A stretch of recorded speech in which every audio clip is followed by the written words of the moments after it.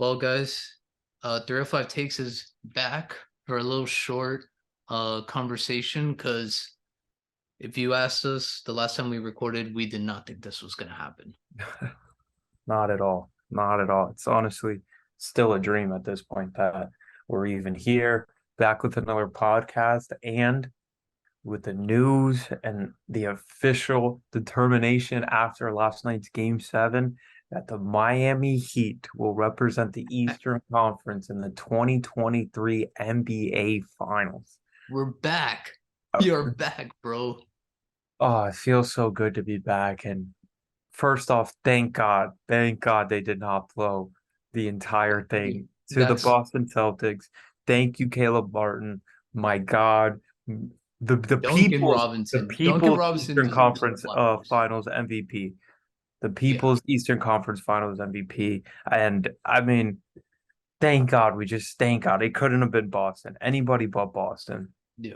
And now I would say that just in general, bro, cannot tell you the sense of like relief I had once the game was over. Not that we won, it was just we didn't blow a 3-0 lead because all I kept hearing was like teams are 150 and 0, and then they show all the graphs of like how many of them push it to a game 5, a game 6, and then eventually game 7, and how the way was looking. Because, bro, after game 6, I texted Myles, I texted a bunch of people like I just wanted to cry or vomit. Like that's how like messed up the game 6 ended. I'm like, bro, I sat like in a dark room for like 10 minutes and just like looked at the ceiling and was like, what did I just see? Yeah, I couldn't look at my phone. I didn't want to respond to anybody. Like that was one of the worst ways I can remember ever feeling as a sports fan, honestly, because you're literally 3 seconds away from the NBA finals. And I mean, a tenth of a second difference between the clock and Derek White getting that ball on the glass, and you're in the NBA finals. You don't have to worry about going back to Boston for game 7. You Like end it right there. yeah, you took care of it at your home court, but you know, like Spoelstra said going into game 7, what he said pretty much every post game is that this team, everything has been a challenge and it's never been easy for this team, and they continue to answer the call. I mean, you look back on the season, whether it's being really really inconsistent, having a bunch of injuries, then you lose the first play-in game. You're down by one going into, with 3 minutes left in the second playing game. So and you win that, you're the A seed. You overcome beating Giannis at the number one seed Milwaukee Bucks.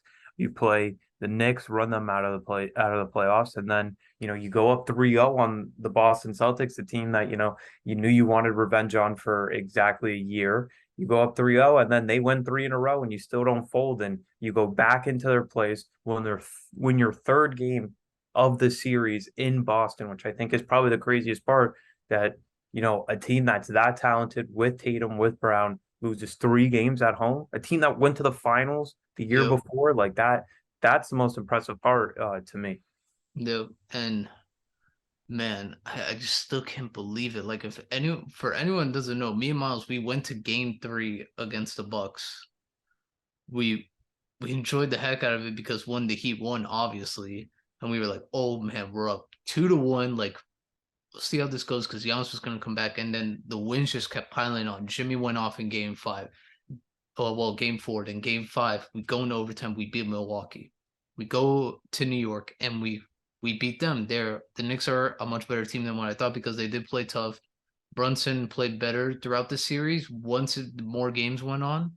And then once we get to Boston, bro, we were just running over them the first 3 games. And then the way how game 6 ended when they tied it 3-3, I really thought like it's over. Like Yeah, that was a tough defeat. I felt like it was over, but to see how we played yesterday and now we're gonna go play the arguably the best team in basketball, which for people that still don't know, we went to that game against Denver when they were down here in Yeah, Miami. yeah, that's what I was gonna And say. for anyone that doesn't know, you can look it up. We saw it. Nikola Jokic got a tech in that game. So Yep. I could say I saw Nikola Jokic get mad at one point, but we also knew we looked at it, we were like, bro, we cannot hang with the Nuggets. But that was at a different point of the season. Now it's the playoffs. We've been playing some good Who was basketball. that point guard that we had that came in and was making a bunch of threes in that game? You remember that? Oh my Yeah. God. Yeah, that was a completely different Heat team at that moment. I think Jamal Cain even played in that one as well. Kane, that's right. Yeah. I think Kane had like 12 points in that game. That and so now that we got to see the NBA Finals, which is crazy that we really went to go see Jokic. I knew I wanted to see Jokic in person when he came down here at Hit Up Angel. We went with my other boy, and now we get to say that we saw the NBA Finals matchup. The two teams play against each other in Miami. So, you know, Jokic was a problem. I think he had almost 12 rebounds in the first half. Bro, he He almost had had, a triple double by halftime, yeah, which was nuts.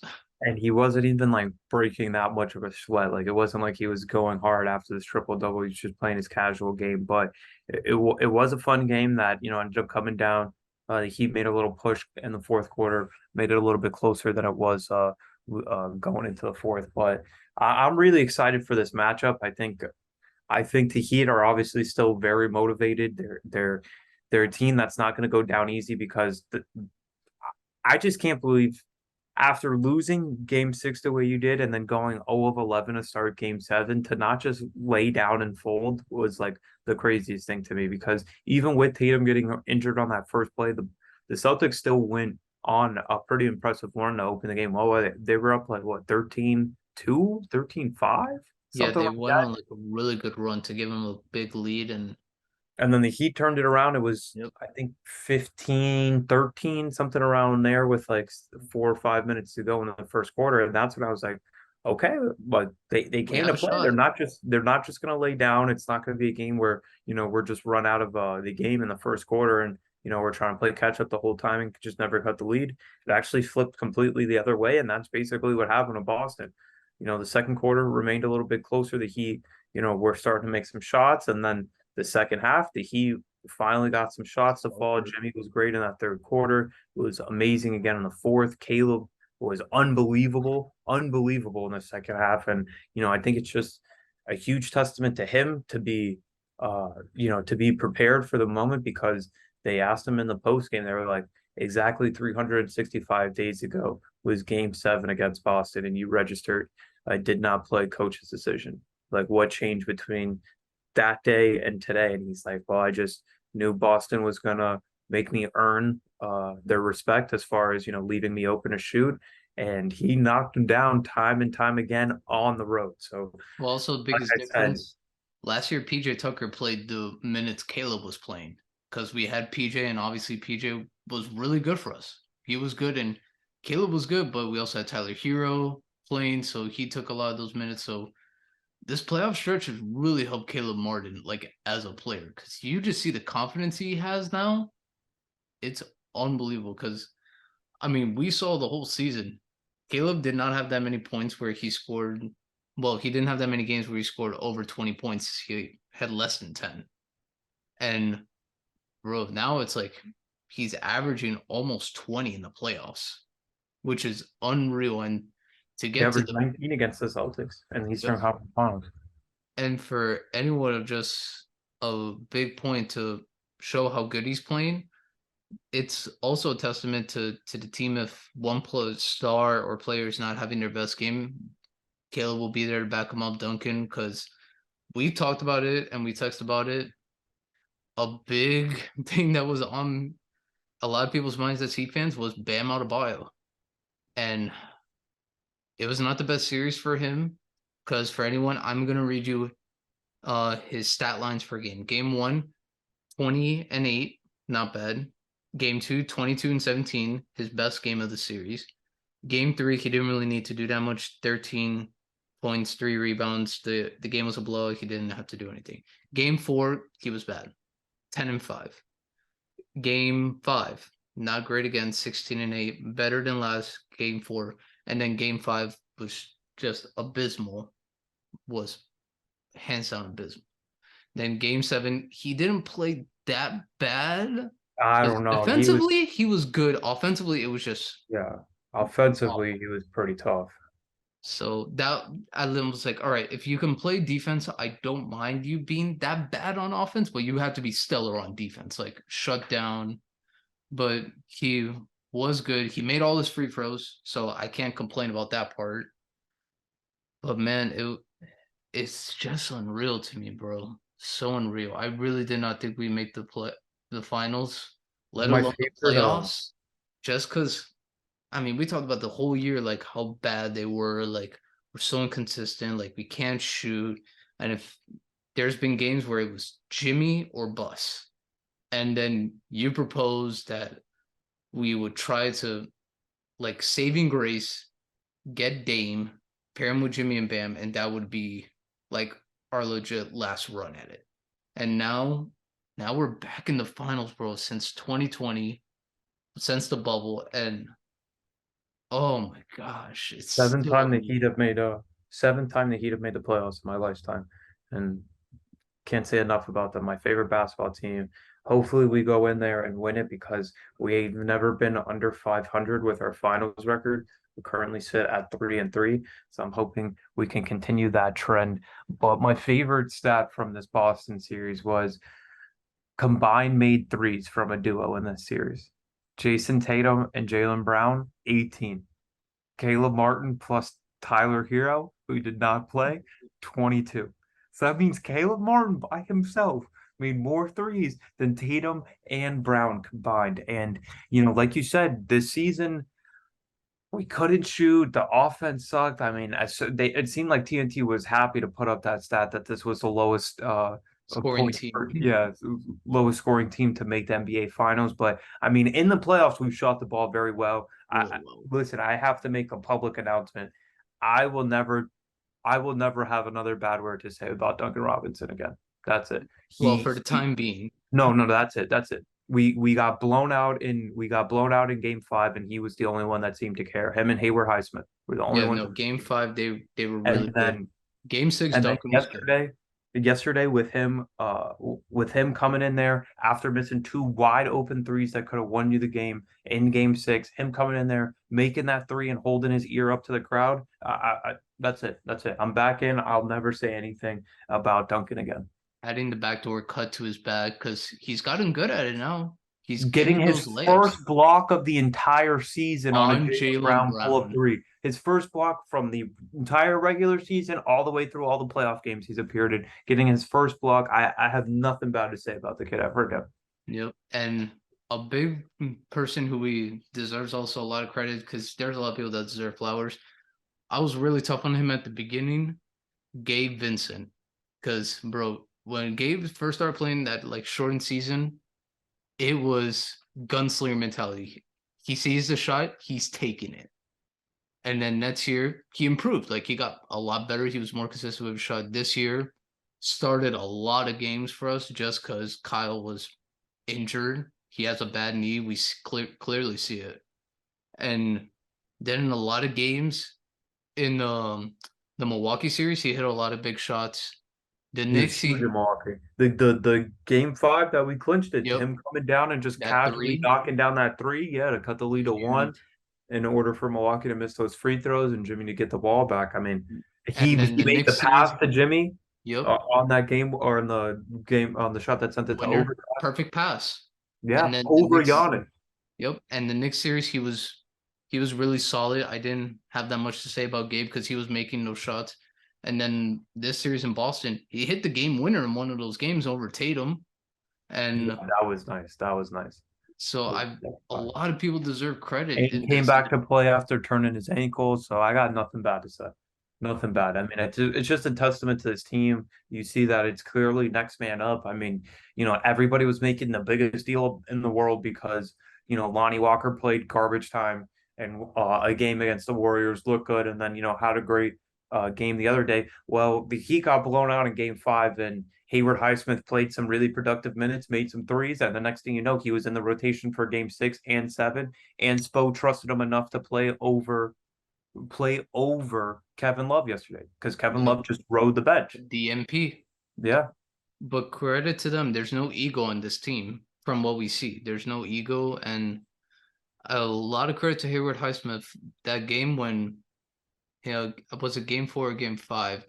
Yeah, no, it was game 5. Hayward Highsmith was actually making a lot of shots because we've talked We were about getting it. blown out. We needed Yep. something. I mean, they basically wove put up the white flag, and Hayward was out there kind of running around, and he was Yep. looking good, making shots. So I let's mean, see if because we he can do talked something. about it. Great. He's good defensively. It's just offensively, he's not good. Like he's Yeah, he's like, just inconsistent. Like it's gonna depend on if his shots are falling, and teams are obviously gonna leave him open and dare him to make shots. So it's not like I'm expecting him to have a huge role in the Denver series, but I think he was another body to throw at Tatum and Brown as well, and especially because of how talented that team is. You kind of have to respect everybody from beyond the arc. So they were having us spread out a lot. So yep. like you needed guys that were going to be able to at least hang in one-on-one matchups. But I just don't want. I just hope that the Boston fans don't make any excuse like, oh, Tatum got injured on the first play because first off, Tyler Hero missed the entire series. Jimmy Butler, I mean, I don't know what happened in He game disappeared five game and four, six. five, and six. Yeah, he stopped caring halfway through the series. So like there is no excuse. And like you guys were the number two seed, and you get those things for a reason. So that if anything happens, you know that you can come back home and play. But the problem is you can't lose 3 games in a row, because if you lose 3 games in a row, the next one you lose, you're eliminated. And Yep. that means you have zero room for error. And what's part of sports? Injuries. And unfortunately, they Tatum got hurt on that first play, and obviously, I think it changed the way that they played the game. But I mean, is that going to change the fact that Jaylen Brown had 9 turnovers? Yeah, bro. Jaylen Brown was awful. And for anyone that doesn't know, please look at like his game logs for the whole playoffs because they're not good. Jaylen Brown only had he had 3 games where he had over 30 points, and those were all against Atlanta. Outside of that, against Philadelphia, he averaged like around 23, 24 points a game.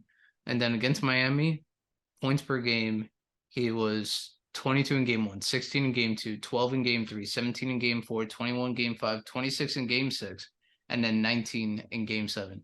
And then those are just the points. Now look actually how he was shooting the basketball. It was just not good. Him and Tatum did not have a good series, let alone a good playoff run. Outside Yeah, of like what 4 games they were actually good, they've just been bad. And the Celtics, they will live and die by the 30. yeah, one They hundred percent. Jaylen Brown and Jason Tatum, they drive the ball, they kick it out to someone, and then they keep passing the ball until someone's wide open for three. I could generally say the best player for the Celtics this whole series was Derek White. I was just gonna say that, and this is what I want to know. This is what I want to know. Let's say we were in some reverse world, right? And the same thing happened, but the roles were reversed. Say Tatum goes for 28 points like Jimmy Butler, right? And um Derek White scores 26 like Caleb Martin. But let's include game six, right? So Yeah. Derek White hits the game winner, and then in game seven, he scores 26, Tatum scores 28. Do you think Derek White wins Eastern Conference Finals MVP? No. No? Okay, so it still goes to Tatum. Just, just for the fact that they want him, it's nothing against Jason, but they want to make him a megastar so bad. Because you see, like, even last year, I didn't think he deserved MVP. Last year, I didn't think he deserved the Eastern Conference Finals MVP. I was like, bro, there was some games you just flat out disappeared. Because in the second half of games, he doesn't shoot the basketball. And I mean, he traveled. I know he was clearly injured, and I saw him limping off after his post game press Oh yeah, conference. no, but I'm just talking about outside of Yeah, game yeah. seven, second No, half I of was gonna most say because I games, was gonna say he traveled awful. again in Game Seven in the fourth quarter, and then he obviously had those two really big back-to-back travels in Game One. So there was some stuff going on with him in the second halves, and I just wonder if it was like he was waiting for his wingman and Jaylen Brown to finally show up, or at least somebody, whether it was Marcus Smart, and it just never came to his rescue. But he and I don't even understand what their offense was. I think everybody knew that the Heat were going to play at least a little bit of zone in Game Seven, Yeah, and they would have Horford flash middle, which is like what you're doing. But I haven't seen Horford make a shot since he got on one knee and gave the timeout signal to Jimmy Butler. Like that's been the last time I've seen the guy make a shot. Like he clearly don't want to shoot the ball. yeah. So I mean, I would assume Denver right now, as we're talking, is practicing their offense against the zone. So But I did see that Here, let me pull up this out. I did see that they had the best offense in the regular season against zone defense. Let's see if I can pull up the stat and give you the exact number. But did you also know that Pat Riley Of has the been amount a of part of finals he's made. 25% of all of the NBAs in league history? Three as a player, 10 as a coach, six as executive. This is Yeah. his 19th appearance in the NBA Finals. Yeah. It's honestly incredible. But guys, we're just gonna end this little short one here because we wanted to make this solely about the Miami Heat because that is our hometown team, our favorite basketball team. We are going to end this with our finals predictions. So Denver Nuggets, Miami Heat, NBA Finals. Miles, who you got winning? Heat in seven. Heat in seven. Heat in seven. I'm going out on a limb. I'm gonna say Heat in six. I think the Heat can steal one road game. Yep, the Heat is on. The You already Heat know. Let's get it, brother. Let's get it. I mean, I just can't believe we're back in the finals again. I believe it was the first year me and Angel ever did the podcast. They made the finals. Now we're back here again. Last year, they gave us an Eastern Conference Finals run to discuss. Really, the only year since we started 305 takes that we really didn't do anything is the year people should consider a fluke with the way that these two teams have gone, with Phoenix having now choked twice in the NBA playoffs since then, and Milwaukee being a Kevin Durant toenail away from choking multiple times in the NBA playoffs. But that was the only time that the Heat didn't give us a an advancing playoff run, and it's been an incredible ride ever since we got Jimmy Butler. We haven't even really mentioned Spoelstra all that much, but I mean, I think it's cemented that he's the best coach we Yep, have, in period, right now, basketball. maybe in all of the five major sports. Yep, he's the best coach in basketball right now. So it's gonna be awesome. We're gonna try to be on Friday after game one to talk about the finals because it's been a long time. Like Miles said, we started like around when the finals started, and we didn't talk about it that much because one that he just lost. Like we lost. Like there was nothing we could do about it. But man, it's just unreal. An 8 seed team that was in the play-in, we are now in the NBA finals, and it's like we can genuinely say It's we like a saw pinch me moment. we saw Dwayne Wade carry us in the finals. We had a stretch where just nothing happened. Then LeBron shows up. We win two finals. We also lose two finals. Then we go back to the finals in 2020 when everyone was like, "Oh, that's the bubble." And now we go last We're year to back, Eastern baby. Conference Finals. Now we're back in finals. Like it's not a fluke. We We're actually back, are. baby. We are a good team. So, man, I'm just happy about it. I'm glad for the Heat Nation. We're still alive. And man, I just can't wait until like watch what happens. For anyone that doesn't know, if I'm saying this, if the Miami Heat win the finals, I guarantee the topic next day on every show would just be like, what happened to the Denver Nuggets? And then they'll give the Miami Heat like, oh yeah, did the Miami Heat win it? People will be like, maybe, yeah. And then they'll Did be like, all Jokic right, let's does talk about Jokic. And did I'll be like, Jokic show why he didn't deserve to win his third Finals MVP yeah, like, oh my gosh, bro. or That's third regular season MVP? yeah. Oh man, it's gonna be one of those days when it comes to sports shows. But guys, this was awesome. We wanted to hop on real quick because it's the Miami Heat for us. I mean, we love this team. This team annoys the crap out of us. But man, it's awesome to see how it's gone. I just wish the regular season wasn't like as up and down as it was. Yeah, But we will be back for you guys. We are going to eventually do like one episode where we'll just talk about the NBA season in general. And we will talk about the Celtics because for anyone who doesn't know, outside, me and Miles did talk about Jaylen Brown and Jason Tatum factor. We talked about some trades that could happen. We talked about some other things that could happen in terms of stars moving in the NBA because there's not a lot of good free agents. So maybe a lot of trades happen. But we can't wait. We'll see you guys and go Heat. go Heat, baby.